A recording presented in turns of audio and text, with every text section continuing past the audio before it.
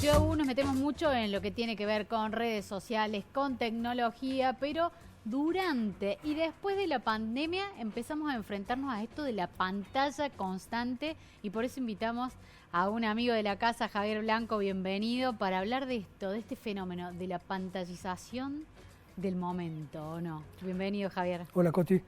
Sí, efectivamente creo que la pandemia terminó de dar forma a un proceso que ya venía siendo muy intenso, que es que las mediaciones computacionales establecen hoy las principales formas de vínculos. Entonces, y la pantalla como esta forma de, esta interfaz, la interfaz que nos conecta hoy con estas redes digitales. Pensamos en eso, en la pantalla y en este modo de conectarnos entre nosotros, como que venía existiendo, pero que en la pandemia se pasó como a un lugar específico o preponderante. ¿Y hoy en qué situación estamos? ¿En qué relación estamos con la pantalla? ¿Cómo quedamos? Mirá, yo creo que se incorporó a lo que somos, para bien y para mal, digo las dos cosas, ¿no?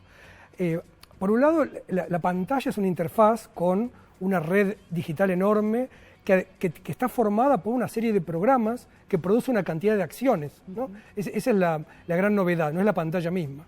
La pantalla en tanto interfaz tiene sus limitaciones y de hecho es una bastante pobre interfaz. Habrá interfaces mejores, esta idea del metaverso, por ejemplo, la idea de las formas inmersivas, posiblemente dé lugar a mejores interfaces, y no es el problema solamente ese, sino, bueno, qué tipo de mediación construimos, cómo nos comunicamos y sobre todo cómo nos constituimos subjetivamente a partir de estas mediaciones.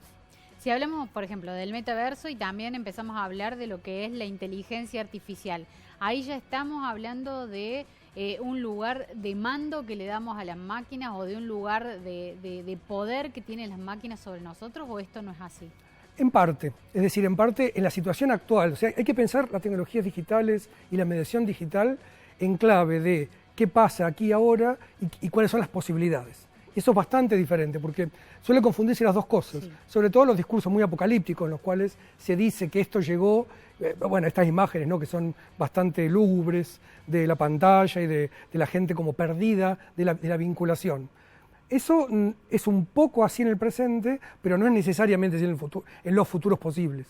Cómo se constituye el vínculo en las mediaciones y por fuera de las mediaciones, pero a través de todo este nuevo ecosistema en el cual estamos, es un desafío, ¿no? Y efectivamente hoy la idea es que las pantallas y el vínculo digital, el vínculo distante, están siendo perniciosos para otro tipo de vinculaciones y para ciertas cuestiones como empatía, como un pensamiento más que requiere más tiempo de desarrollo. El vínculo digital suele ser más rápido, sí, y menos permanente. Y eso, más allá de la preocupación concreta que hay que tener y que hay que poder trabajar, también me parece que hay que pensar que es algo que nos constituye, que tiene muchísimas posibilidades, y yo no pienso que haya una delegación a otras entidades, lo que hay es una distribución. Bien. Las acciones humanas, la comprensión, está distribuida de diferentes maneras. O sea, los algoritmos de Machine Learning, que es una de las formas de la llamada inteligencia artificial, permiten formas de cognición nuevas. A veces esas formas de cognición se ubican en lugares que tienden al control social o a la... Pero eso es una contingencia, no una necesidad. Claro, pensando por ejemplo en las cámaras de seguridad o en los controles policiales que están en las calles, que nos sentimos más bien vigilados en ese. Sí, por supuesto, eso es un problema. También estos algoritmos que refuerzan lo que hay, ¿no? En general las famosas cámaras de eco, sí, o todo eso es cierto. Ahora, la tecnología de Machine Learning es una tecnología posible, no es equivalente a lo digital, para nada. Lo digital es infinito.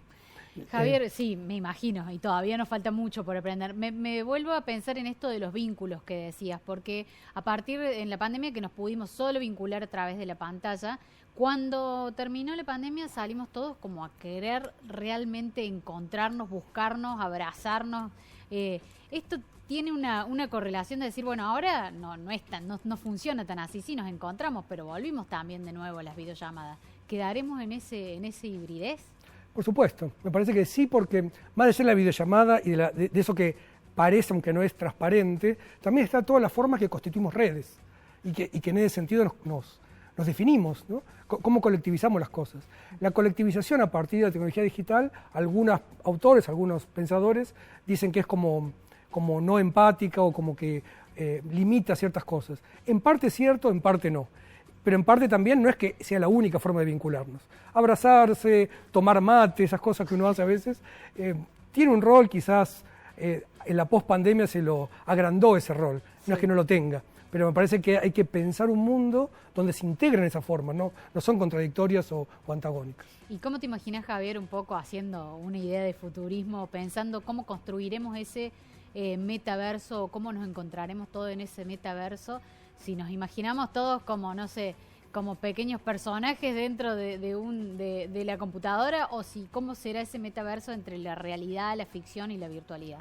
Hay muchas opciones. Creo que lo más importante es tratar de ver que hay condiciones diversas que se pueden generar para eso. O sea, hoy Metaverso es un proyecto de una empresa monopólica. Ese es un problema, digamos.